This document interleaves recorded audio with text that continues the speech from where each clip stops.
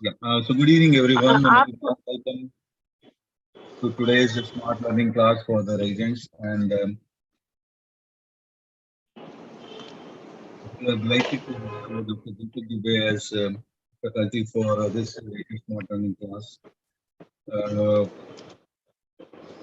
Topic for today's class is stricture, and you all know that this is a very common condition which we encounter during our OPD and a common procedure of bulbar urethroplasty for different strictures. The class has been scripted in three portions. We'll be talking about the anatomy, which is very relevant in planning the frequent, whether it's the frontal approach or the dorsal approach, how the knowledge of anatomy plays an important role. How you evaluate a stricture if it is suspected based on the symptom of the patient. And in the end, Dr. Deepak will be describing how you choose a treatment tailored to the patient. So, in a nutshell, you will have a scientific piece of a comprehensive management of bulbar urethral structure. And now I would uh,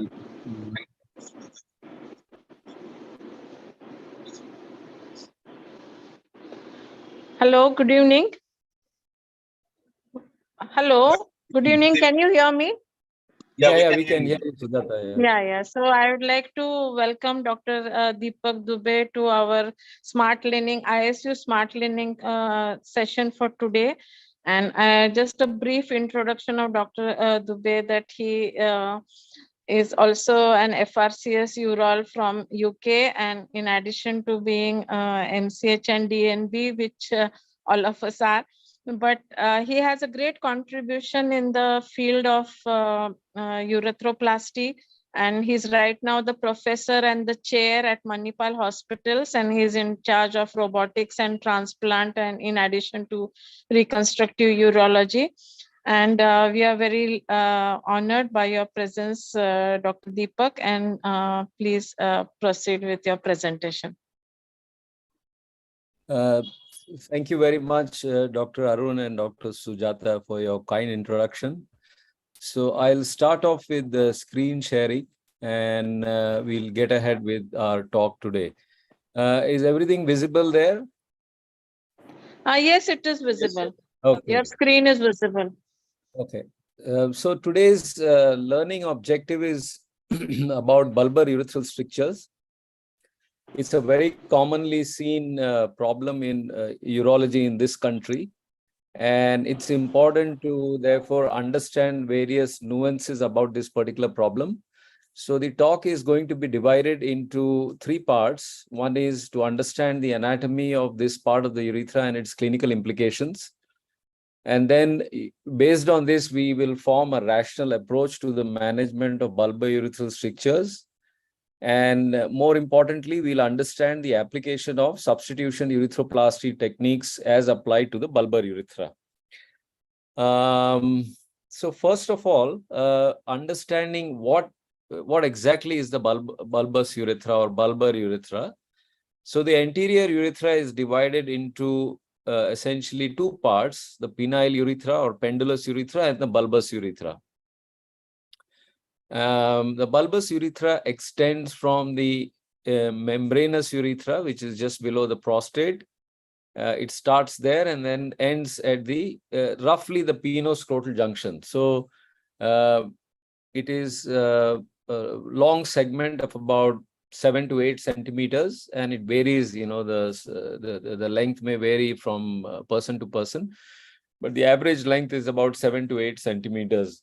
The part which is proximal, that is just distal to the membranous urethra, about 5 centimeters from here, is called the proximal bulbar urethra, and the part beyond the mid bulb is called the distal urethra. So essentially, bulbar urethra can be proximal and distal for sake of convenience, because this part of the anatomy will be very important, as we shall see in the course of the lecture. So again, this is showing how the anatomy of the bulbar urethra is. So bulbar urethra is essentially this segment of the urethra, which extends from the membranous urethra till the pendulous urethra. So in the cross section, transverse section, you see these are the corporeal bodies. They are a bit flattened compared to the pendulous urethra, where they are more well developed and rounded. But near the bulb, the corpora cavernosa are not that prominent. In this area, it is the bulbar urethra, which is, the corpus spongiosum, which is very well developed and richly vascularized. And you can see here that the actual urethra is eccentrically located. It is more dorsal, and on ventral side, you have a very well vascularized bulbospongiosus, or corpus spongiosum. Sorry, bulbospongiosus is the muscle that covers this. So you have a very well developed corpus spongiosum here, unlike you see the pendulous urethra, where this section has mainly the corporeal bodies and a very poorly developed corpus spongiosum. So this aspect is utilized for our urethroplasty techniques, as we shall see. The advantage of having a very rich corpus spongiosum. The bulbourethral glands are actually two small glands located on sides of the urethra. They are actually situated just below the prostate gland, and these produce the clear fluid that empties directly into the urethra. Coming to the radiographic anatomy, so you can see here in this retrograde urethrogram, which is the common test used to evaluate a urethral stricture. You see the bulbar urethra, and then at around about the penoscrotal junction, you see the pendulous urethra. And this is the impression of the membranous urethra, where you have the external urethral sphincter and then the prostatic urethra. So the RGU is the test which is mainly used to diagnose anterior urethral strictures. It doesn't really help much of the urethra proximal to the bulb. That area is better assessed by a VCUG or a MCUG. Again, this is a normal retrograde urethrogram, and you can see the proximal bulb is here, and that's the distal bulb, and then the membranous urethra, and this is the impression of the verum montanum in the prostatic urethra, and that's the prostatic urethra. So it's important for us to know how to read a retrograde urethrogram well. One common thing a problem in interpreting the retrograde urethrogram is many times you will see the radiologist will do an RGU and there will be a cutoff at this point, that is at the proximal bulb or membranous urethra. And you will not see any dye going inside. And many times it is labeled as a proximal bulbar stricture. But you need to know how to differentiate between a stricture and the normal impression of the membranous urethra. If there is a stricture, this part will be irregular, it will be narrowed, and it will be sort of give a rough appearance. Whereas if it is the impression of the membranous urethra, that is the external sphincter, you will have a very smooth and conical tapering. So if you don't see any dye going across this part, most likely it is due to the compression of the membranous urethra with an active sphincter. So this should not be misinterpreted as a stricture. Again, this is the difference between the retrograde urethrogram, which identifies the bulbar urethra. This is the smooth tapering, which happens just below the membranous urethra. So this is not a stricture. And the same patient has had a MCU, which shows nice filling of the posterior prostatic urethra and the anterior urethra. Now, one of the problems with the retrograde urethrogram, which is the bottom line to assess a urethral stricture, is certain things you need to know. The retrograde urethrogram will always underestimate the size of the stricture or the length of the stricture. And that is because the patient is placed obliquely while you take these films, and the X-ray beam is coming from vertically upwards. So if you have this length of urethra, which is actually strictured of about, say, 3.5 to 4 centimeters. Audible? Yeah. The RGU will give it, you'll see it as about 2 centimeters, whereas actually it could be almost double the length that you see. So always remember that a short stricture seen on an RGU could actually be a longer stricture rather than a shorter one in reality. So this point has to be remembered, because the length of the stricture is critical to decide what kind of technique for reconstruction you're going to use. This is a basic classification of the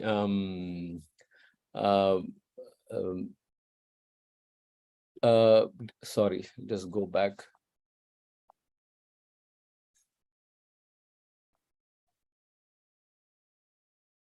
Can't go back, is it? 1 second. Okay, coming to the vascular anatomy of the urethra, you have a proximal blood supply to the urethra, and you have a distal blood supply. So the proximal blood supply is very good. It is mainly by the bulbourethral artery, which supplies the corpus spongiosum, as you have seen, very richly supplied here. Whereas as you proceed distally along the corpus spongiosum, the blood supply becomes deficient. And the distal most part of the urethra, that is the pendulous urethra, is actually supplied by retrograde flow from the glans. So the pendulous urethra, by its nature, is got a deficient blood supply compared to the bulbar urethra. Now, this is very important when we plan out urethroplasty techniques. You're fortunate to have good blood supply in the bulbar urethra, and that's why your reconstruction techniques and results of reconstruction techniques are better when you apply the same techniques to the pendulous urethra. So this is the basic difference in the anatomy. When you deal with any urethral stricture, you should also know the anatomy of the penile skin or the dartos, because the dartos is a connective tissue which is very well vascularized, and it is used extensively, or it was used extensively previously for reconstruction of urethral strictures. So one has to remember the branches of the blood supply to the dartos, which we shall see in a little more detail. And lastly, one should have a good idea of the anatomy of the various layers of the, the cross-sectional layers of the penis, which starts most and upwards. You have outermost, you have the penile skin. Then you have this is the penile skin. Below that, you have the tunica dartos, which is, you can see here, well vascularized. Below the tunica dartos, you have the buccal fascia. Below the buccal fascia, you have the tunica albuginea. And the deep dorsal nerve of the penis and the deep dorsal vein are actually below the tunica albuginea. So this anatomy is again important for various reconstructive techniques. Coming to the bulbar stricture etiology, most strictures, as you know now, are idiopathic in nature, which we really don't know the cause. Idiopathic, inflammatory, infective, they're all basically clubbed together as one, because what is the component of actual infection is many times you're not able to prove it when the patient presents you with a stricture. But these are the etiologies proposed. And then you have iatrogenic strictures, wherein you can have injury to the urethra while doing a cystoscopy, a uretroscopy, or a TURP. You can have an iatrogenic injury. You can have BXO-related strictures, which can start usually at the meatus and extend along the pendulous urethra, and then also involve the bulbar urethra. So BXO-related strictures in the bulbar urethra are usually an extension of pendulous urethral strictures, which are BXO-related. You won't have, very rarely you will have an isolated BXO-related stricture with the distal urethra being normal. And lastly, the classical fall astride or straddle injury, where the person lands on the perineum and there is a sort of blunt injury to the perineum, wherein you can have bulbar urethral stricture formation. So this is so much about the anatomy and the etiology. Now we can go ahead and understand how do we deal with these strictures.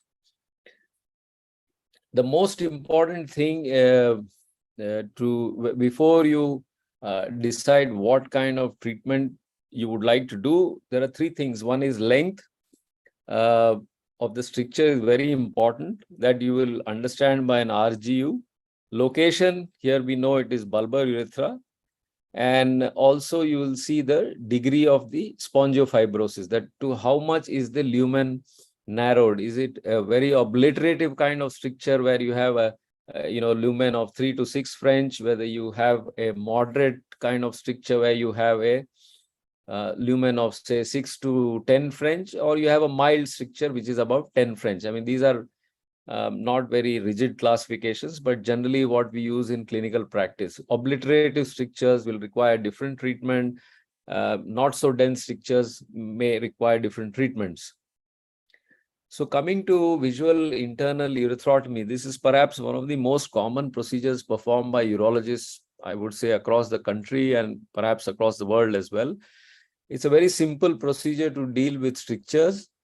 All you need to do is under vision with a urethrotomy, you examine the urethra and then pass a guide wire across the strictured segment and then cut it open with a cold knife. Cold knife VIU is a very commonly done procedure. But the important thing to know is really, though it is simple and easy, how successful it is. So this is a very old data from Jack McAninch from the US, who was a pioneer for urethroplasty. And this is essentially a survival curve for urethroplasty, which is the dark spots, and VIU or DVIU, which are the light spots. And you can see the success rate as time passes falls. At 2 years, it is close to about 10 to 20%, whereas urethroplasty has a much more durable success rate. So this data was available way back in 1994, and further newer studies have corroborated that data. There are 2 recent studies, one by Professor Barbagli and one by Richard Santucci, clearly showing that visual internal urethrotomy for male urethral stricture has poor long-term results, and urethrotomy has a much lower success rate than we have previously been reported. So essentially the stricture-free time, stricture-free rate at about 24 months is only 12%, and the median time to recurrence is around 10 months. So a large number of strictures will fail the treatment and will come back with a recurrence. So VIU is therefore not a very durable method to treat. So what they, there was a study done by Prof. Barbagli from Italy, who is also a pioneer in stricture disease, and the focus was on internal urethrotomy as a primary treatment for untreated bulbar strictures. And what they found is that if the patient presented with a Qmax of more than 8 ml per second, they had better outcomes. Bulbar strictures of less than 2 centimeters had a better outcome. Minimal spongiofibrosis is also associated with a better outcome. So combining all this, we can say for a bulbar urethral stricture, if it is not a dense obliterative stricture, if it is about 1 to 2 centimeters and is associated with minimal spongiofibrosis, then a single VIU can be attempted with a guarded prognosis. Because in this kind of a carefully selected case, you may have a 50 to 60% success rate as reported by studies.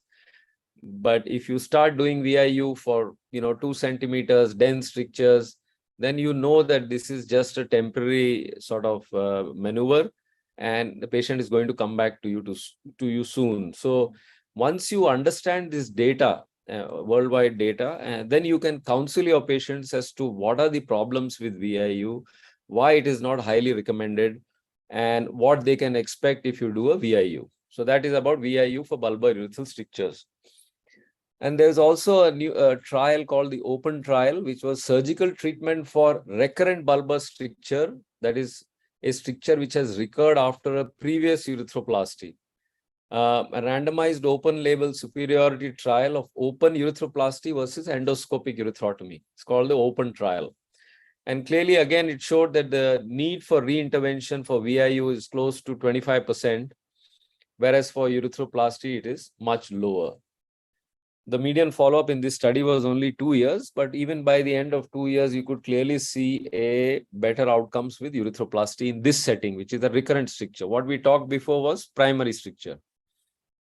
So the recommendations, this is summarized from EAU. The first sentence, do not apply VIU for penile strictures. Do not use DVIU or dilatation as solitary treatment for long bulbar strictures. You can perform DVIU for a primary single less than 2 centimeters and non-obliterative stricture at the bulbar urethra. And post-urethroplasty, if there are flimsy adhesions, which you see sometimes and the patient comes back, there also you can use a VIU.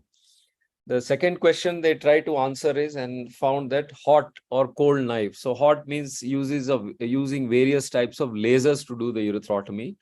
So it came out with, people came out with the concept that you use laser and you core out all the fibrotic tissue, you may get a better outcome. But clearly data does not show hot or versus cold knife techniques are superior to either. So it depends on the operator experience and the resources that are available. There's no clear winner between the two. Okay, we'll quickly talk about role of CIC because this is another confusing aspect where we need some clarity. So once a VIU is done, if you decide to do a VIU, how important is CIC? Should you recommend? Should you not recommend? How long you should recommend for? When do you call this a failure, etc.? Various studies have been performed, and most studies show that by doing CIC, either bi-weekly or weekly, various studies have used various protocols. You can delay the recurrence of a stricture by doing CIC, but you can't cure the stricture by doing a CIC. Essentially, you keep dilating. And in this also, people have used, steroids and various other drugs, immune modulators to see if that can reduce the degree of scarring, but clearly no definitive results have been obtained by applying use of steroids, etc., along with the CIC. So CIC is basically done to delay any further procedures, or of course, if the patient is not willing for a urethroplasty, you want him to, keep doing CIC. That's one of the roles. But it doesn't appear, as I said, to be effective in the prevention of urethral stricture recurrence. And in this study, which was mean follow-up of 25 months, 42% in the CIC group and about 49% in the non-CIC group required intervention. So clearly no much difference. And secondly, most importantly, we as urologists recommend CIC very casually to the patient, self-dilate. But you should speak to the patient who's self-dilating on the degree of pain, discomfort, bleeding, UTI, epididymitis, sepsis that can happen. So they found that up to 30% patients doing CIC report significant discomfort on CIC. So again, if you have a very elderly patient who is not keen for a major urethroplasty, that's a different situation. But any young patient should not be subjected to long-term CIC because it can be quite a problem. So much so about VIU and CIC, which is usually done after the VIU. So we should be aware of this data. The last point, which I forgot to mention, is the degree of the duration of catheterization after doing a VIU, So clearly data shows that there is no advantage of keeping a urethral catheter after a VIU for more than 72 hours. And in many centers, they remove the catheter after 24 hours, sometimes 48 hours. But data shows that beyond 3 days max, there is no real advantage of leaving a catheter. If you have done a VIU for a very dense stricture, you're sure that within a few days, it's going to come and it's going to contract again. So there, simply extending the duration of catheterization is not going to do any magic. So one should remember that point as well.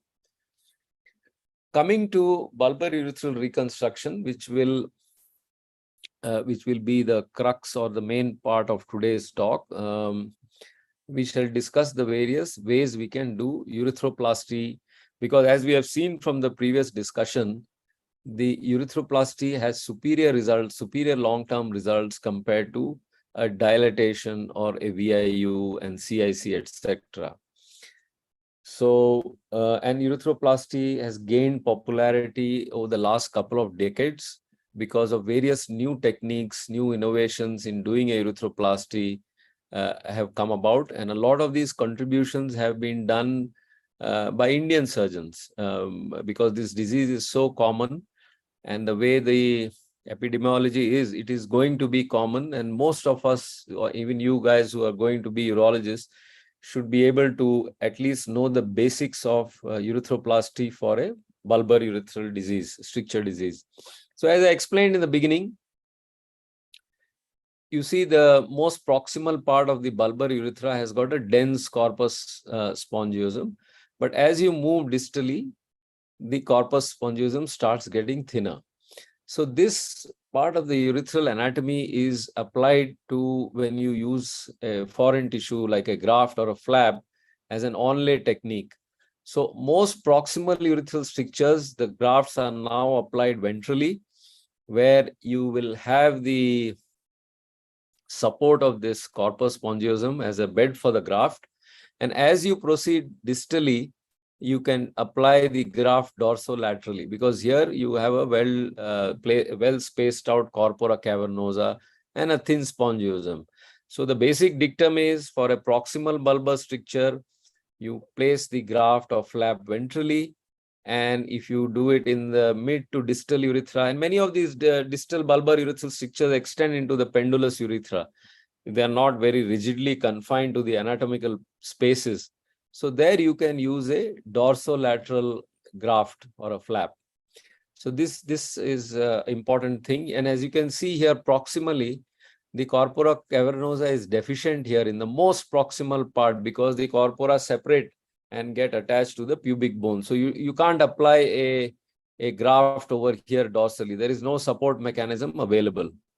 So proximal bulbar urethra, ventral onlay, distal, mid, extending into pendulous urethra, dorsolateral onlay, and we shall talk about all those techniques as we go across. Yeah. So that is about the anatomy. Now, the simplest operation or urethroplasty that can be done in the bulbar urethra is excision and primary anastomosis. So it is called EPA.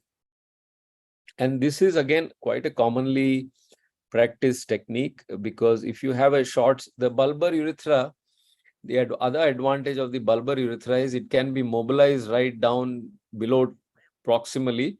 And so you have a considerable length available, and it is quite elastic and not as fixed as the pendulous urethra, which is attached to the corpora cavernosa. So you cannot do an excision and primary anastomosis in the pendulous urethra, because you will lead to chordae formation, because it's so densely adherent to the corpora. Whereas in the bulbar urethra, you have a margin available. The most proximal bulbar urethra is not fixed. It is mobile and it can be detached, and you can get sufficient length to do an excision and anastomosis without creating a chordae for the patient. So this technique was traditionally applied for obliterative strictures resulting from a straddle injury in the perineum, where you have a short segment stricture in the bulb and you just excise all that fibrotic tissue and do an end-to-end spatulated anastomosis. Now there is a controversy about this technique, because what you're doing here is you're essentially cutting off the corpus spongiosum completely. And you know, all the blood supply to the urethra goes from the proximal bulb by the bulbar urethral artery and branches of the dorsal artery. So when you disrupt this blood supply, you are only left with a retrograde blood supply coming from the glans, which can be precarious. So recent studies have found that when you do an excision and end-to-end anastomosis, many people, about 20 to 30%, report some decreased sensitivity of the glans, inadequate filling of the glans penis during erection, erectile dysfunction, decreased sensation in the glans. This was previously not well recorded, but newer studies have recorded this and assessed these patients more carefully, and found that when you do excision and primary anastomosis, there can be these erectile issues, and especially if you do it in a young person, then it can be a real problem. So that procedure is now slowly fading away because of more sort of innovative techniques to do an excision and anastomosis. However, the current day indication to do this technique is only straddle injury, that is a clean or sharp injury to the urethra, leading to a narrow segment which is fibrosed, and doing an excision and end-to-end. But as I said, it is becoming increasingly controversial because sexual side effects have been known to occur. So what has been done as a kind of an innovation? So EPA is basically excision and primary anastomosis. So you have a transecting, TEPA is transecting. So this is transected here. So this is transecting, excision and primary anastomosis. And we'll talk about non-transecting excision and primary anastomosis. So it's important to understand the difference. So this is take a little bit time to understand. This is the technique of non-transecting. So this is the segment of the strictured urethra. The urethra has been opened dorsally. It's been lifted off the corpora. You see the two corpora there. You lift off the urethra from the corpora and you open these, stricture dorsally. Once you open the urethra dorsally, you will see the stricture there. And then what is done in this case is the entire diseased mucosa is excised here, this segment. And then you approximate the healthy mucosa, that is from this point to that point. So you're not transecting the spongiosum. So you're maintaining the blood supply in the spongiosum. You're only dealing with the mucosa and submucosa disease, excising it, and then suturing the mucosa together to form a good, healthy urethral plate. So you have not disconnected the spongiosum, thereby maintained the blood going there. And once this is taken care of, then this opened up urethra, which is opened up sort of longitudinally, is then closed transversely, like a Heneke-Mekulig's kind of operation. So longitudinal urethrotomy, excision of the diseased mucosa, anastomosis of healthy mucosa, and closing this transversely. So there it is closed transversely. So this technique is gaining popularity. Its use is limited to short segment strictures, mainly in the bulbar urethra. You can't use this technique in the pendulous urethra for various reasons that I told. And it has got almost equivalent results, published results as the transecting excision and primary anastomosis. So here this is summarized. You transect the urethra, it allows complete removal of scar tissue, reducing risk of restricture, good long-term success, but may cause vascular damage to the urethra and is associated with increased sexual dysfunction. Non-transecting the urethra prevents complete removal of scar tissue, leading to stricture recurrence possible. But again, by this technique, when you can't obviously do this for a very densely scarred urethra, because if even the corpus spongiosum is scarred, then there's no point doing this technique. This is done for strictures which are mild to moderate in nature. They are not densely obliterative. This preserves the urethral vasculature and causes less sexual dysfunction. It's called non-transecting excision and primary anastomosis. So finally, we come to the last part of today's talk. It is bulbar urethral reconstruction by substitution urethroplasty. So what is substitution? You are using a substitute in the form of a graft or a flap to bridge the urethral defect. And most commonly used tissues to do this are oral mucosa, which can include the cheek, which is most common, most popular, lingual, or even sometimes people have used the undersurface of the tongue. Because the advantage of oral mucosa is it has got very good characteristics. It's a wet surface. It has got a good dermal blood supply, and it's almost behaves like a full thickness graft.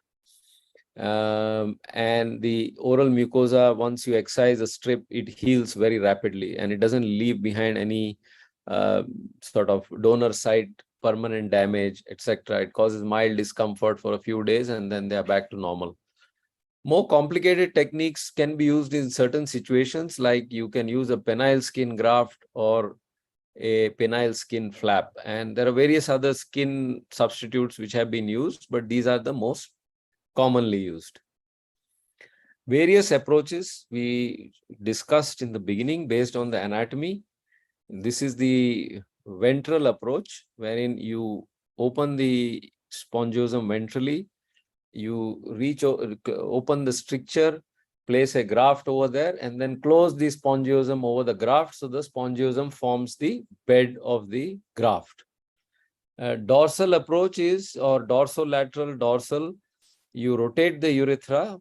In dorsolateral, you don't completely detach it, you just detach one half of the circumference, and then you make the incision laterally, open the stricture dorsolaterally, and place the graft on the corpora cavernosa here. So in the dorsal technique, the bed is formed by the corpora cavernosa, and then you do an onlay urethroplasty. Yeah, so that's the this one was the dorsal approach, where actually it shows the urethra is completely sort of detached off from the corpora, and you make an incision completely dorsally. Here you make it sort of laterally, dorsolaterally. So that is a gray area, dorsal, lateral, in between. But the advantage of doing dorsolateral is you are not detaching this full urethra from the corpora, and you're maintaining the blood supply behind and not completely sort of detaching it off. So there is a concern that if you do that detachment, the small perforators from the cavernosa will also cause a problem with the blood supply. And then you have what is called the Asopa technique, which is mainly used for pendular strictures and hypospadias, but some reports are there where you open the stricture, you put a dorsal inlay. So you have opened the ventral part of the spongiosum, the stricture is behind, you put an inlay of the graft, and then you close the mucosa over it. So this is one technique, but it is not that popular. Most of the techniques that we use are either dorsolateral or ventral, but this is just for your knowledge that you should know that there is something like this as well. Now we'll talk about a little more complex kind of reconstruction. So these are straightforward. If you have a proximal bulbar stricture, you put a ventral onlay. You have a distal bulbar stricture, you do a dorsolateral onlay. Yeah, so this is a kind of a photograph of the ventral onlay. You open the urethra, you put the graft ventrally, and or you're closing the bulbospongiosus muscle over it, a copper spongiosum over it, so that it forms the bed of the graft. So this is again some photographs of a ventral onlay. You have opened the urethra and the stricture ventrally.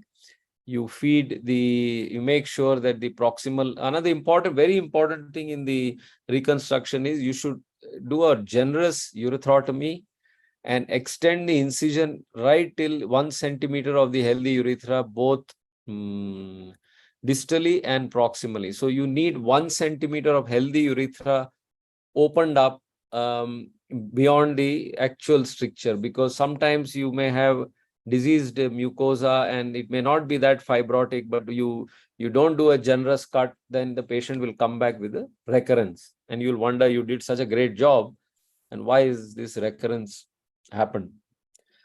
So this is the inner surface of the buccal graft. This is put to the proximal cut end of the urethra,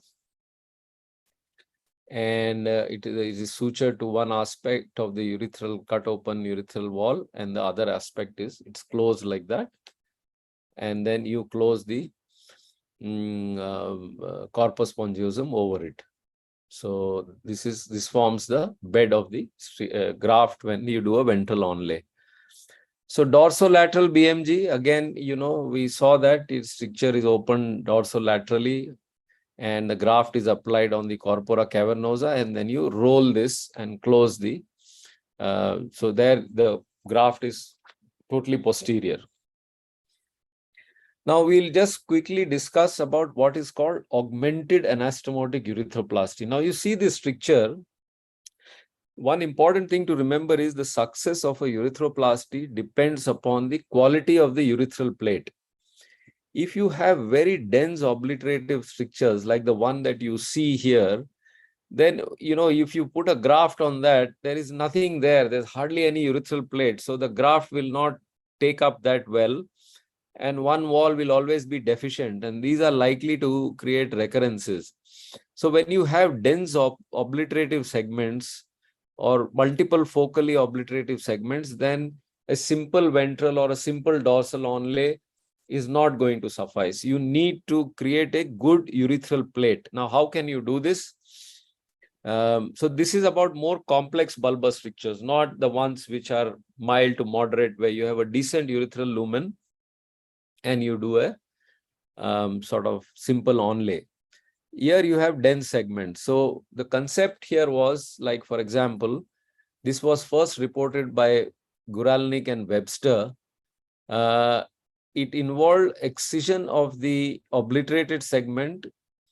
So suppose you have the normal urethra here and the normal urethra there. So what's happening here is this part is got very dense segment over there. So clearly, if you put a graft there, it's not going to take because all this area is scarred. So what you do is you excise this segment and you just attach this wall to this wall, and then you bridge this with a graft. So thereby you're doing some kind of a reconstruction and creating a better urethral plate. You're not putting it directly over an a very badly diseased segment.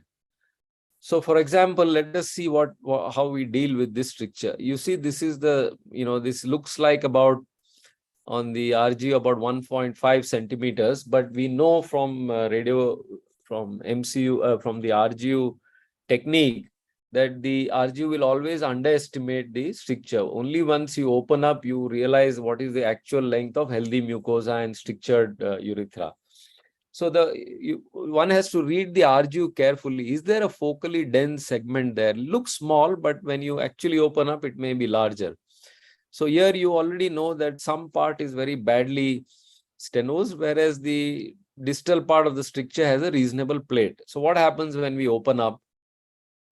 We have planned, since this is a distal bulbar stricture, we have planned a dorsolateral onlay. So the urethra is mobilized laterally, and it is the cut is made laterally. So this is the normal urethra here. This is the normal proximal. So the plate is reasonably good here and reasonably good there. But there is this about 1 to 1.5 centimeter segment which is very narrow. So it is not safe to put a graft when your segment is this bad. So what is done? The mucosa, the healthy mucosa from here, this bad mucosa is excised, and the two healthy mucosal ends, that is this one and this one, are brought together without cutting the spongiosum. Only mucosa to mucosa is then you stitch it here. So what you have done is you have augmented the urethral plate. Now you have a good urethral plate, and now you can put a dorsolateral graft on the corpora. This is the corpora cavernosa. The dorsolateral graft has been applied. This is the augmented urethra where you have excised small portion of the unhealthy segment and then done so this is likely to give you a better outcome. However, if the disease segment is too long, you can't do this, because then you're going to lead to shortening of the urethra and chordae. So about 1 to 2 centimeters in the bulbar urethra, you can do these techniques. Okay, and this is the post-operative outcome of this patient. You can see a nice graft, the bulbar urethral graft at 1 year. Now we have a proximal stricture. So as I said, it's quite dense. You see some of the segment here is very dense. It looks very small, but when you open up, it may be a little longer, and then that's not a good place. So here we'll plan a ventral onlay urethroplasty. So ventrally, it has been opened up. You see, this is a strictured urethra. This is the proximal, distal healthy urethra, proximal. But you see a bad segment here. With hardly any urethral plate is there. So this is not a very fertile area to put off a graft. So that is the whole length of the stricture, and the dense segment is in between. So what we do is same thing. We excise the mucosal part of that segment, and then you see the mucosa is being cut there, that unhealthy mucosa. And then we join these two ends and create a good urethral plate. So that's the new urethral plate that has been created. Now we have a wide urethral plate, and then you can apply the graft ventrally like it has been applied, and you can close. So these are techniques, proximal, distal, dense segments of the stricture, 1 to 2 centimeters. You can do these, sort of play around with these urethral plate augmentation techniques where you can give a better result to the patient. Finally, if you have a very bad disease segment of the urethra, which is near obliterative, you cannot, it is long, you cannot do this mucosa to mucosa, you can't excise the disease segment for fear of creating cordy, then you can do a double face urethroplasty. That is, you replace that disease segment with a dorsal onlay and a ventral inlay, or like you'll see this. So here the bad segment of this stricture is open. There's hardly any urethral plate which has been excised, and you have reconstructed that plate by putting a dorsal inlay. So this is dorsal inlay like an asopa, and you have a ventral onlay. So you have a double face graft, dorsal inside, ventral above that. So that reconstructs the good urethral plate. Suppose you open the stricture dorsally, then you do a dorsal onlay like the dorsolateral onlay we saw, and there is a ventral inlay. So you're looking at from the other side. So these are basically double face grafts. So they are used when you have a long segment of near obliterative urethral stricture. You cannot do the previous two augmentation techniques. You have to, use a double face graft. So these are the various stages of how complex a stricture can be and how you can have all these new techniques available for you to give a satisfactory urethral reconstruction. So I hope to finish another 10 minutes, 15 minutes, and then we'll have a short question and answer session. So we have talked about oral mucosa and its use in substitution urethroplasty for bulbar strictures. We'll also now talk about penile skin flaps. This will be important for bulbar strictures as well as for even pendulous urethral strictures and long, that is bulbopendulous strictures. So what is the advantage of a penile flap? It has got its own blood supply. You see, this is the penile skin island. It is raised on a dartos pedicle, and so it carries its blood supply along with it. So the theoretical advantage is when you're using a graft, you're relying on the local bed for giving its support and vascularity. But when you're using a flap, you're taking the flap along with its blood supply. So you're not actually depending upon the fibrosis and the disease in the local area. So flaps have advantages in some situations. Oral mucosa is largely the technique of choice, but you should know about these because these were very useful at one point in time, and they're still useful in some situations. So we will just go through a video. I hope this plays well and you can appreciate how a skin flap is raised. So this is a patient with the previously failed urethroplasties. He had a buccal mucosa urethroplasty, and then he presented with multiple strictures in the bulb. So he had two failed urethroplasties, and he was quite desperate. So we are putting a catheter on table to know exactly where the length of the stricture is. You can palpate the catheter and know where your proximal segment is. So this is standard technique. Midline incision is made in the perineum. This is a redo case. So the bulbospongiosus muscle is quite scarred. Dense scarring is there. Now that has been, the scar is excised and you have the corpus spongiosum exposed. So with the tip of the catheter as a guide, you open the urethra, and where you can feel the tip of the catheter, that will give you the distal end. So that's the healthy end. And then you see there's a dense scar there, which is cut open. The important thing in urethroplasty, as I said, is cut till at least one segment of the healthy urethra is exposed on either sides.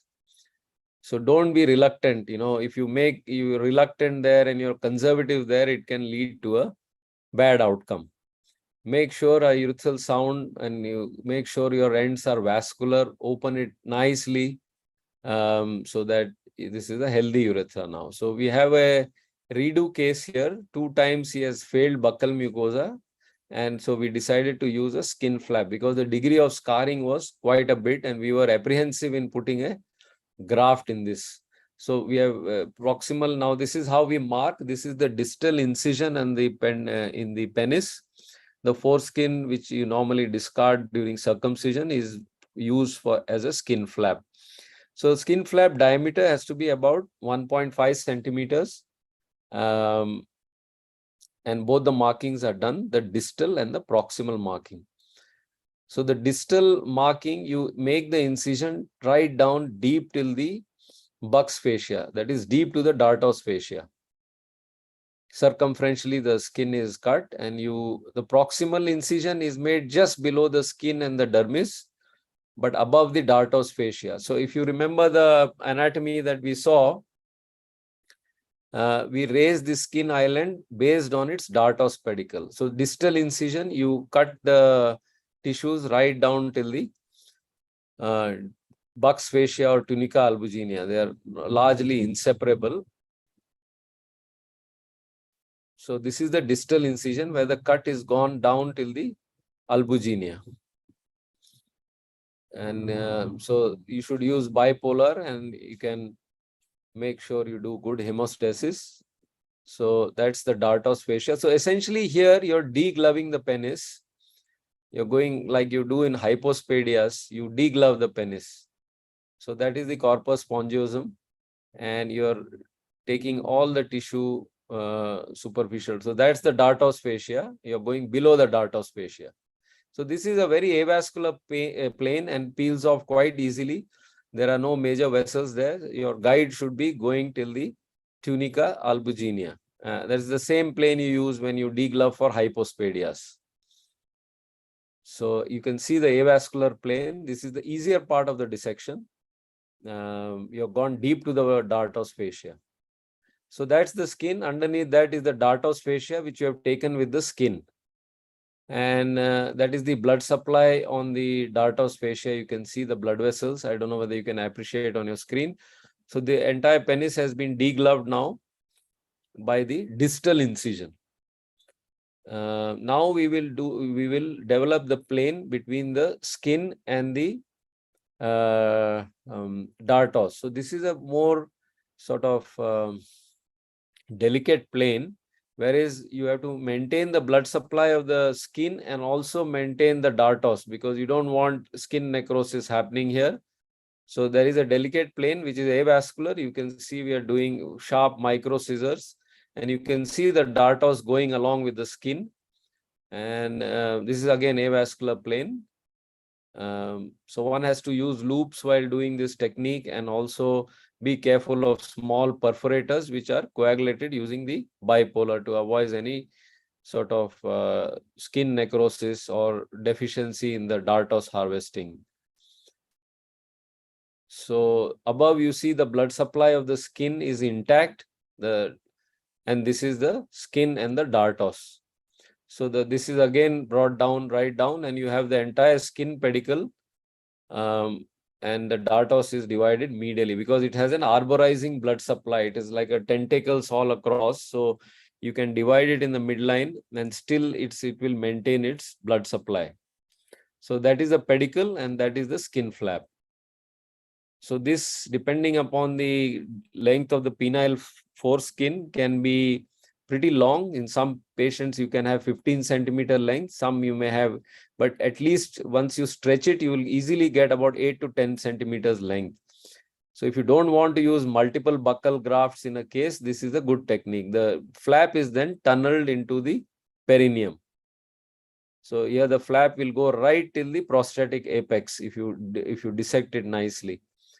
So good healthy skin island, nice flap with its own blood supply, and we are using it in quite a densely scarred urethra because he's had a couple of surgeries before which failed.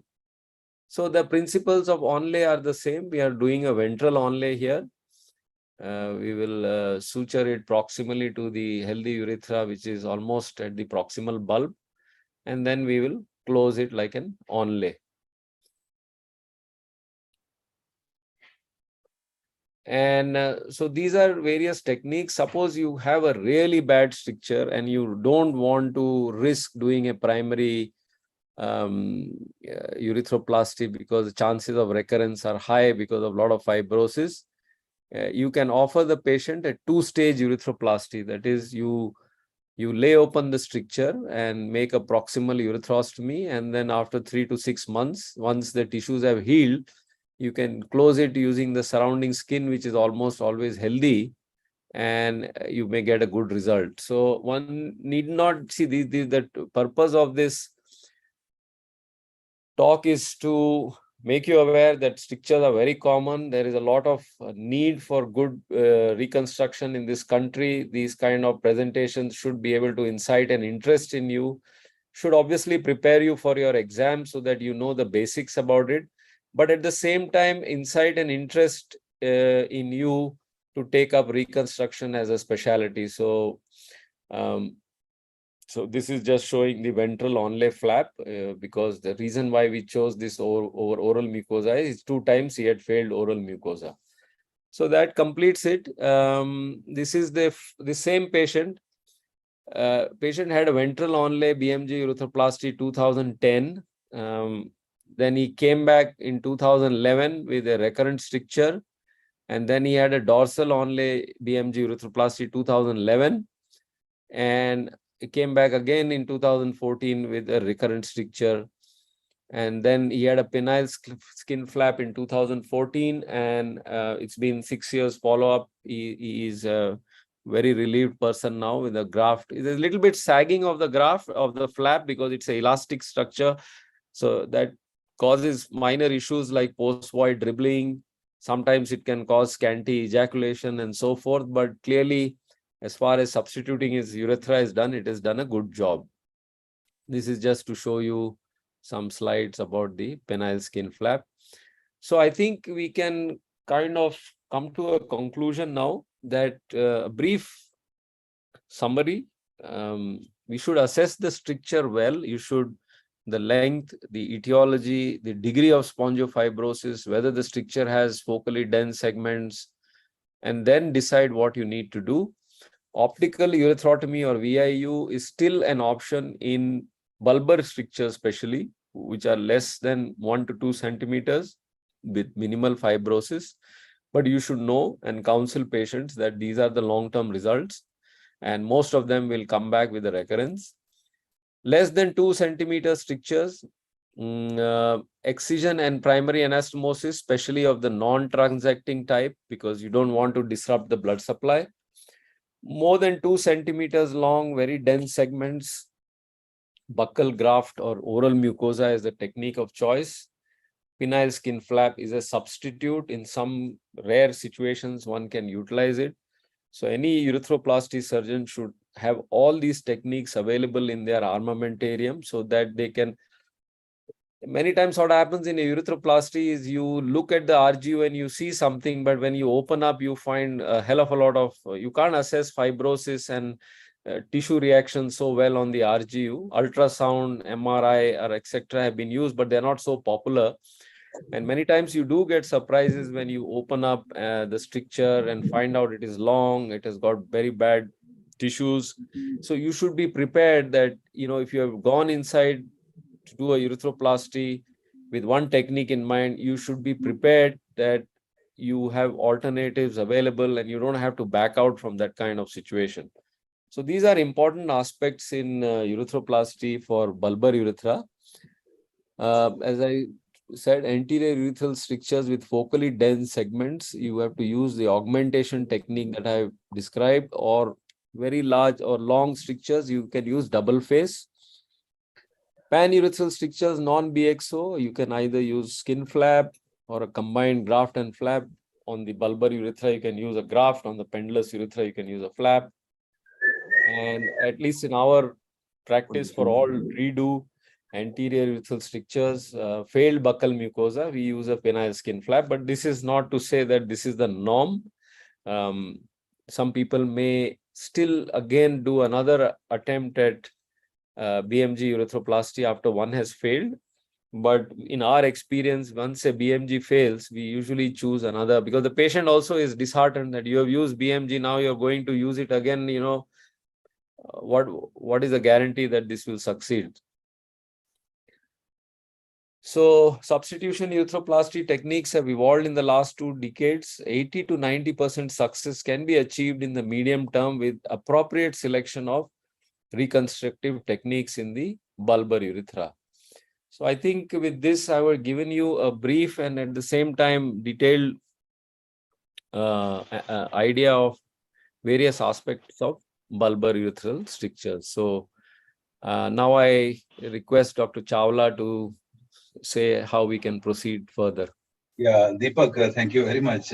So we are delighted to have a teacher of teachers and master craftsman himself, Dr. Sanjay Kulkarni, who has joined for this smart learning class for the guidance.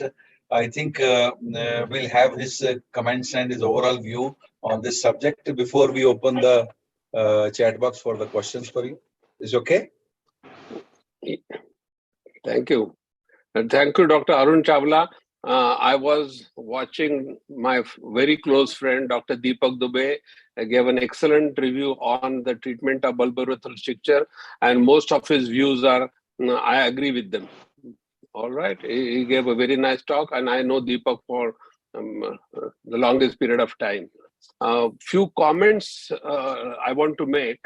First of all, world over, Indian urologists are leaders in stricture urethra surgery. This is point number one. Point number two, India has one of the finest urethroplasty surgeons in the world. All right. So everybody should be able to perform a very nice urethroplasty. Now, compared to Americans, where they want to do anastomotic urethroplasty for any short bulbar urethral stricture, we differ. Myself, that means me, Dr. Guido Barbagli, and Professor Tony Mandi. We transect bulbar urethra only for trauma. And the commonest patient reference that I get is because of the transection of the urethra for non-trauma. This is very important. So when do we ask a patient, is your glans cold? We never ask this question. We checked his urethra without thinking, and that's not really right. So after anastomotic urethroplasty for bulbar urethra for non-trauma, the sexual dysfunction rate is about 25%, which is very significant.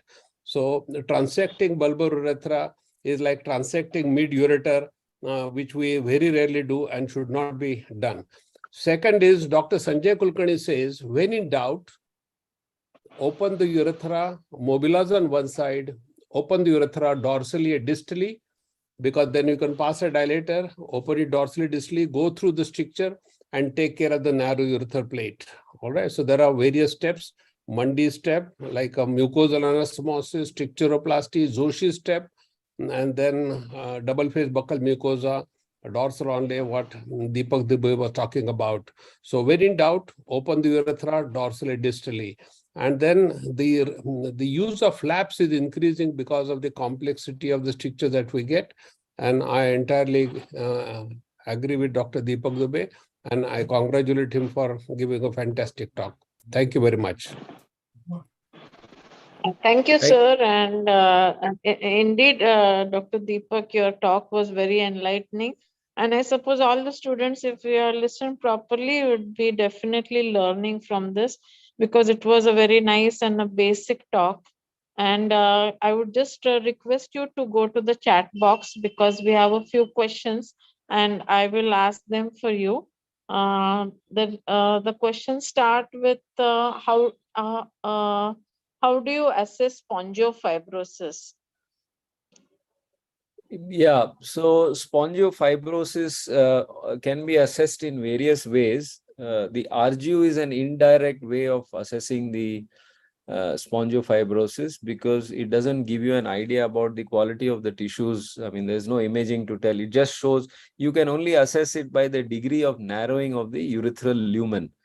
So you saw some of the X-rays I showed you where there are focally dense segments, very obliterative strictures like Yeah. 3 to 6 French size strictures which are there. You generally have a great degree of spongiofibrosis there. If you have a reasonable lumen seen on the RGU, then you generally have a low degree of spongiofibrosis. So that is one. A better way to assess the spongiofibrosis is by doing a ultrasound of the urethra. The ultrasound will show exactly how thickened the spongiosum is, what is the quality of the spongiosum. So these are the two ways generally for anteurethral strictures you can get an idea about the degree of fibrosis preoperatively. Anything, Yeah, Sanjay? Dr. Deepak, while you said ultrasound would be helpful, in that would you inflate the urethra with some saline or jelly Yes, to yes, delineate yes. it? Yes, the urethra is filled with Yeah. jelly, so that gives a good interface for the ultrasound to give us an idea of the spongiosum. Yeah, Can I I think you say have answered a this word? question, but hi, yes, sir. One word. So this is the urethral stricture part. So suppose there are some patients where there is a short bulbar stricture and you are thinking whether to transect or not to transect. All right. So there are 2-3 points. Once you open the perineum in a forgotten trauma, the muscle it is adherent to the, because muscle is also traumatized. Bulbospongy muscle is adherent to the bulbourethra, point number 1. Point number 2, you can see a little wasting, like there is narrowing. And point number 3 is you can feel a nodule. And lastly, I want to say that what I do, I insert a needle into the spongy tissue distally and proximally, a small needle, and inject very dilute methyl blue. If the methyl blue is injected here and it comes out here, the spongiofibrosis is not severe. If it's a complete spongiofibrosis, the dye will not come across this stricture. Very simple test. You can use dilute methyl blue, you can use only saline across the stricture. So 3-4 clues regarding degree of spongio. Actually speaking, ultrasound is completely useless given in textbooks. We do it regularly.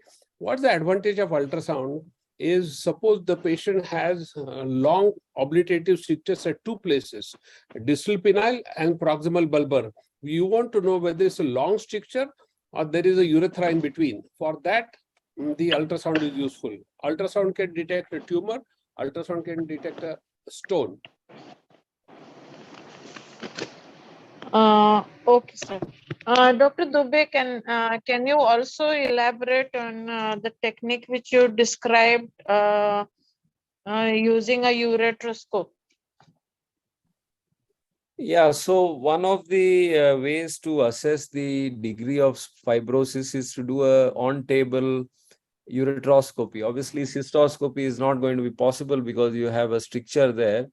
But a uretroscopy is a reasonably good way to know how bad the stricture is. So especially for BXO related strictures, preoperatively or intraoperatively, we use a 7 French uretroscope. And if the uretroscope goes across the strictured area without much gripping, then we consider that urethra to be amenable to a single stage urethroplasty. But if a 7 French uretroscope is gripping and you have to really, force it, you should not force it. But if you find difficulties inserting it, then we feel that the urethral stricture is quite dense, in the fibrosis is quite dense. And in this case, we may not use a single stage urethroplasty. So we have used this technique in especially in patients with the BXO related strictures, because what they look on the RGU may not be the same where you actually do a scopy or you open up the stricture. So this is a crude way of assessing or a non-table way of assessing the degree of fibrosis. Yeah, so the other one, there is one question how to assess the length of the stricture from an RGU, but I think you already elaborated on it. So the next question is the use of augmented non-transacting anastomotic urethroplasty. Is it limited to the bulbar urethra? Yes, it is limited to the bulbar urethra because of the anatomy that we showed. The bulbar urethra is more elastic. It has a good spongiosum. Mainly, it is more elastic than the pendulous urethra. The pendulous urethra is adherent to the corporal body. So when you mobilize the urethra dorsally and then you open it sort of longitudinally dorsally and then you do a transverse anastomosis, you are likely to create some degree of chordae. So all these, especially the non-transacting EPA is described mainly for the bulbar urethra. Yeah, so the next question I think both of you answered is ultrasound and its relevance. So going on to the next, the question after that is, do you have experience with a venous graft? No, I don't. No, Sanjay will. I have removed Okay. many venous grafts. Okay. Lot of Removed experience. a graft, so you do not Yeah. use venous grafts. No. Okay, and no. SPC mandatory for proximal diversion. I think the answer is yes. And Especially if the what are patient the comes RGU in chronic findings? retention. Yeah. Okay. Yes, sir. Yeah, please go ahead. Yeah, SPC is not mandatory for proximal diversion. I don't know whether the question was pre-operatively or post-operatively. Pre-operatively, if you have a patient coming with chronic retention and, it's always better to put an SPC and let the stricture declare itself, let him settle down.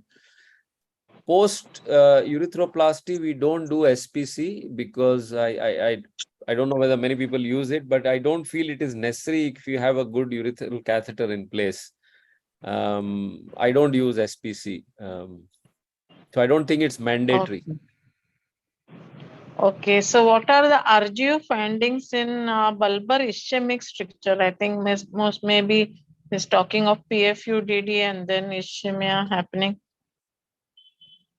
Yeah, so in RGU finding in ischemic stricture will usually be after a pelvic fracture, distraction defect, or a surgery for PFUDD which has failed, where you have mobilized the bulbar urethra, so that area becomes ischemic. Now, typically you will see an abrupt cutoff and you won't see an adequate length of the bulbar urethra. You won't actually see the bulb there. You will just see the pendulous urethra in a short straight segment with an abrupt cutoff, which will give you an indication that there is probably ischemia of the more proximal bulb. Yeah, okay. And what is your post urethroplasty follow-up protocol? So this post urethroplasty follow-up protocol, there are many, it is in some ways controversial. If you look at the EAU guidelines, they do recommend either a pericatheteric study after the end of 3 weeks, where you inject the dye retrogradely along the catheter to see for extravasation, or they recommend that you fill the bladder with contrast at the end of 3 weeks, or when you want to remove the catheter, and do a voiding study. So personally, I don't do, these are the recommended guidelines that you should do a dye study either this way or that way at the end of 3 weeks. But I personally don't do it because I've really not found it to be of any use. For example, you're worried about extravasation. So if there is a significant extravasation, invariably the patient will present with a collection in the perineum, or he may start passing seropurulent fluid from the perineum. Therein, bulbar urethral stricture surgery is a clean surgery. Normally, you should not get these complications. But if you do get that, then you expect that there is either a fistula or some necrosis of the urethra or flap. So I personally, I just remove if the external incision has healed completely, it is, to me, it's an indirect indication that everything is okay inside. I don't find an advantage, but I would like to have Sanjay's views on this. Yeah. So there is a paper published by Alan Moore and Jack McInish, an important paper saying that the strictures are divided into two groups, simple and complex. In our series, most of the strictures are simple. So we don't do pericatheter urethrogram in about 90% of patients, and I agree entirely with Dr. Dubey. So in Guido Barbagli's unit, very interesting study was done. Pericatheter urethrogram was done at the end of 3 weeks in anastomotic and augmentation urethroplasty, and the leak rate was about 5%. And if you do the pericatheter urethrogram at the end of 4 weeks, leak rate is less than 1%. So in our unit, 90% of patients do not get a pericatheter urethrogram, but we leave catheter for 4 weeks in all patients. Now those patients like bulbar necrosis, rectal fistula, complex where you are worried, then we do pericatheter urethrogram at the end of 6 weeks. But after 6 weeks, the catheter has no value. The catheter will not prevent fistula formation. So very interesting comment, and I agree with Dr. Dubey. Can I pass a comment here, Dr. Sujata? Yeah. Yes, sir. Deepak, what I was referring to was the use of flexible cystoscopy to assess the urethra. I usually do it at the end of 6 weeks when I remove the catheter. Right. So that is one of the modalities described for Deepak, can I add to what he's saying, Dr. Ganesh? Yeah. So what has been mentioned in this literature, which has come in the last 3 months, that if you do a flexible cystoscopy or office cystoscopy within 6 months, you can predict the early recurrence. So that is how people have been using this office cystoscope for predicting the early recurrence post-operatively. Yeah, that's what. I would advise against flexible cystoscope. It's a big instrument. So in our unit, I use a flexible uretroscope, 9 French, and you can go inside without hassle because the flexible cystoscope is rigid and can cause actually trauma. So there is no need. So technically speaking, again coming to Jack McInish and Alan Moore's paper, you follow the patient with a postoperative flow rate and a symptom score, and if they're okay, don't test the patient. Dr. Sanjay, after you do a urethroplasty, even a 30 French uretroscope or a cystoscope will go. No, not true. So even if Guido Barbagli does 100 urethroplasties, his success rate for buccal mucosa urethroplasty, this is very important. His success rate is about 85%. So if he does 400 urethroplasties, Barbagli, 400 urethroplasties, 60 of his failed urethroplasties, he has to treat the same year. Maybe 1 DVIU, and if it fails again, go on the opposite side. So nobody in the world is God, and everybody has failures, and we have to accept the reality. What is important, what message I want to tell you about augmentation, I tell the patient that when you make a home, you create floor first and the roof next. If you make both at the same time, it's going to collapse. So I will do not 1, but 2 urethroplasties. It's like whenever you do uretroscopy for a stone, what you tell the patient, if I reach the stone may get pushed. If there is infection inside, I'll insert a DJ and come back again. So similarly, you must have a fallback procedure. You tell the patient that the success rate of augmentation urethroplasty is 85%, 10% patients may need a DVIU for ring stricture, and 5% patients will need second urethroplasty. And rather than doing 2-stage urethroplasty, I'll perform 2 urethroplasties. It's the way you convince a patient. Yes, sir. Thank you very much. And then going to the next question is by Anshuman Singh.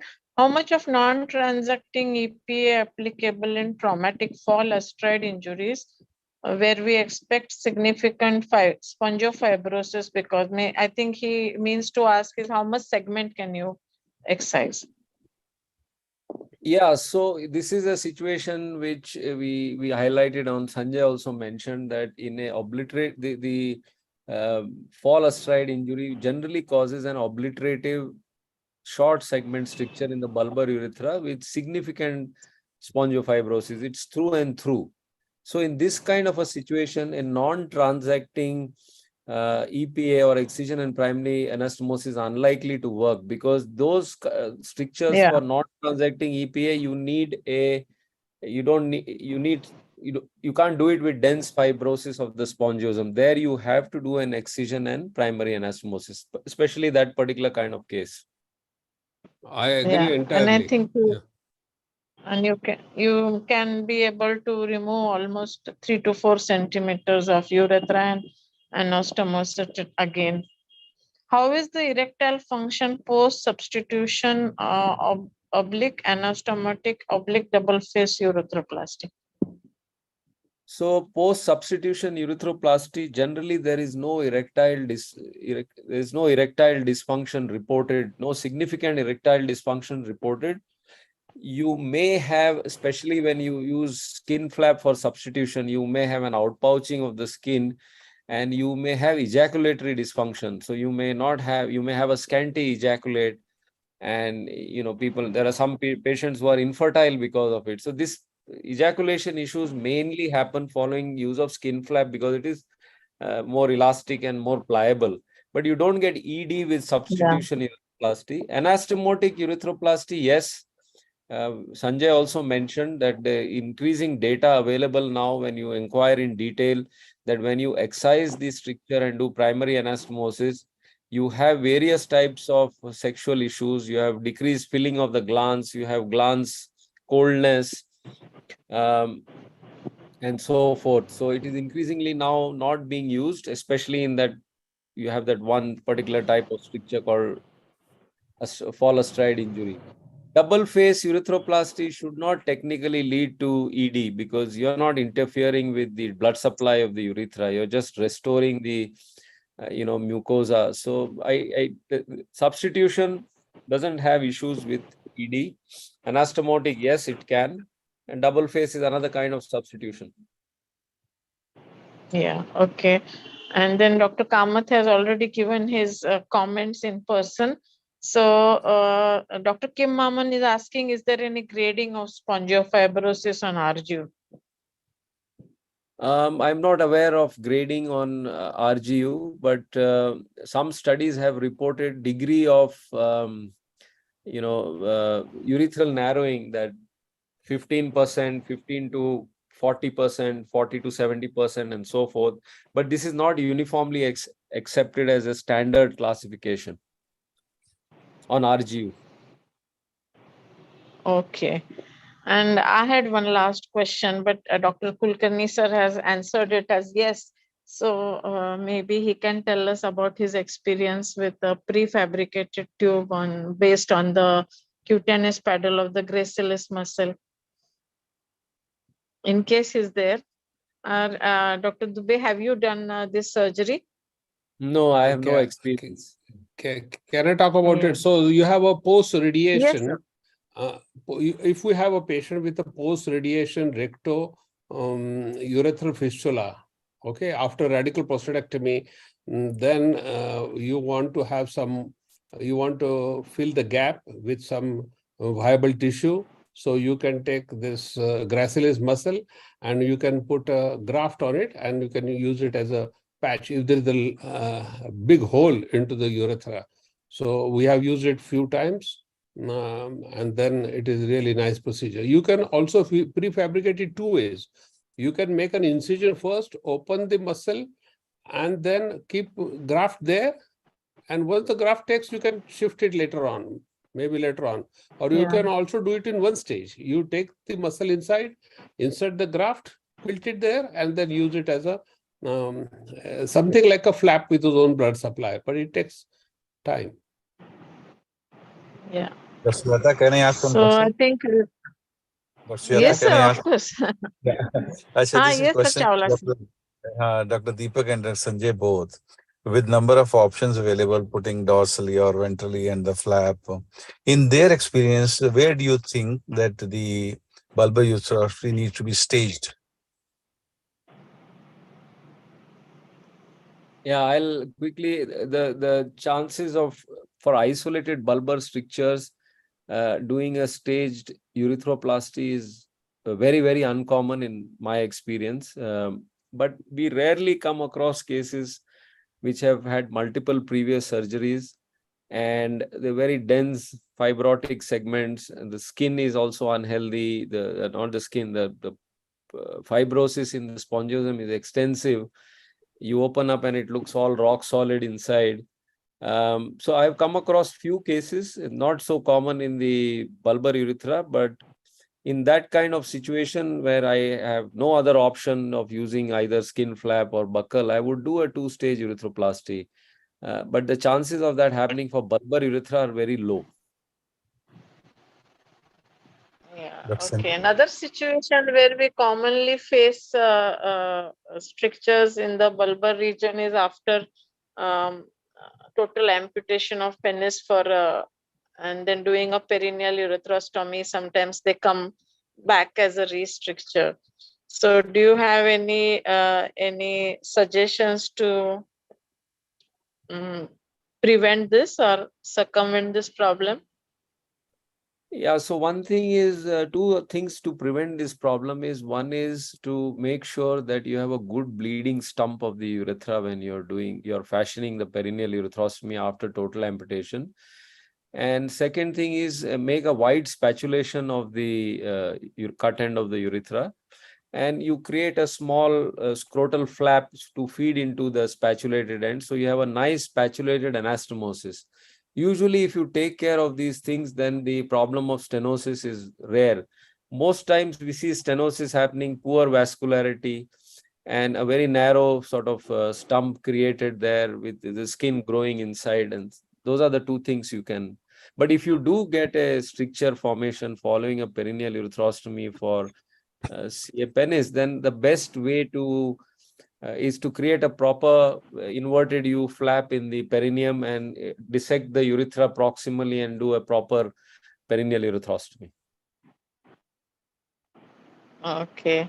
So I think we are at the end of our question series, and I really need to thank you very much for this lucid presentation. We had very good attendance. If you had noticed, we had crossed 100. And thank you very much. I'm definitely, it is due to your talk that we had a good attendance. So thanks everyone. Thank you, Dr. Kulkarni sir, and thank you all the participants. Dr. Chawla, would you like to say something before we close? No, ma'am, just one thing for the residents only.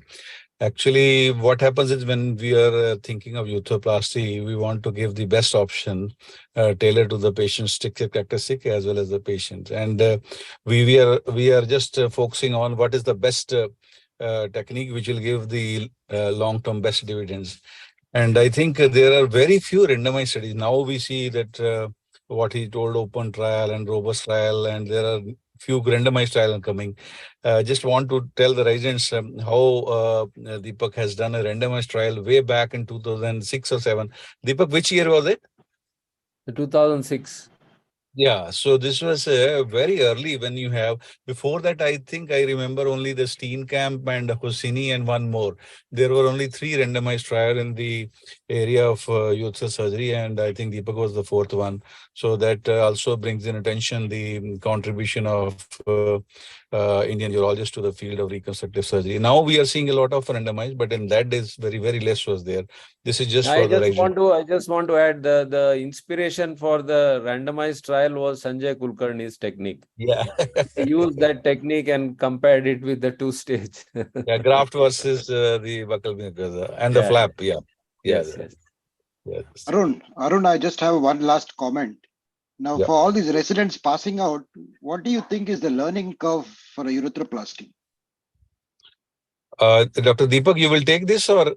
Yeah, I'll take this. So I feel, at least I can tell you what my residents go through, and I mean, maybe because we are a high volume center.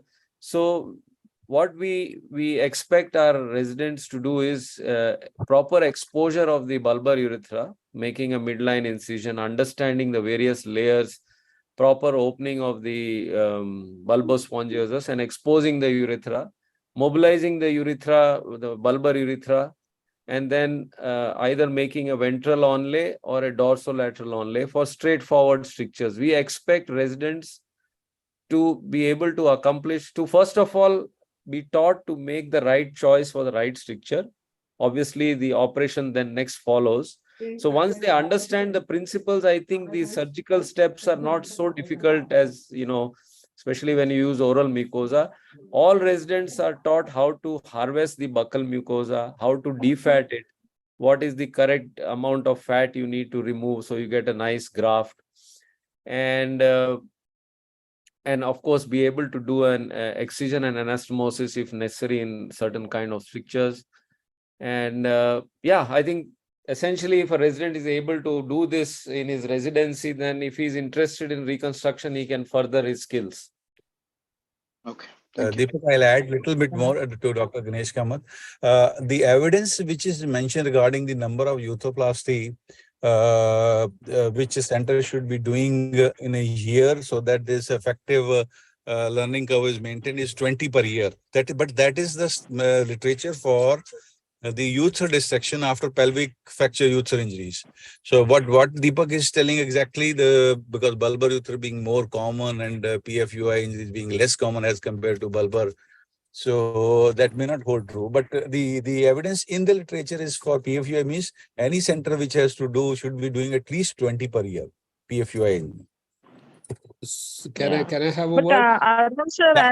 I beg to differ. I feel that if you are wanting to be a good urethral surgeon, you have to spend some time, and that you need to do post your MCH, because MCH is not a place where we can teach urethroplasties, nephrectomies, VIU, URS, PCNL. What else? What all can you teach in 3 years? You have to spend. You have to have an interest, and you have to dedicate time for your subspecialty. For Absolutely. GURS fellowship, which is recognized by American Urology Association, you need to perform 60 urethroplasties to get recognition. Plus, there are some processes, penile processes, artificial sphincter, gender reassignment surgery, female urethroplasty, something like that. In our unit, last 3 months, we have been doing about 70 urethroplasties per month. So year's quota is finished in 1 month. And then I have my current fellow, when she came in from Montreal on the 1st of July, she had no clue. And 3 months later, she could perform beautiful urethroplasty because she had seen 200 urethroplasties in 3 months. Yes, That's I think you amazing. need to spend time with the specialist and dedicate part of your life to a certain specialty you want to grow into. Anyway, Yeah. sir, it was nice talking to all of you, and thank you for your participation. You were here, and I am definitely, again, I would like to thank Dr. Deepak Dubey and all of the participants for your kind time and attention. So I think we'll call it to an end, sir. Good night and take care. Thank you. Thank you. Thank you. Good night. Thank you, Deepak. Thank you. Thank you.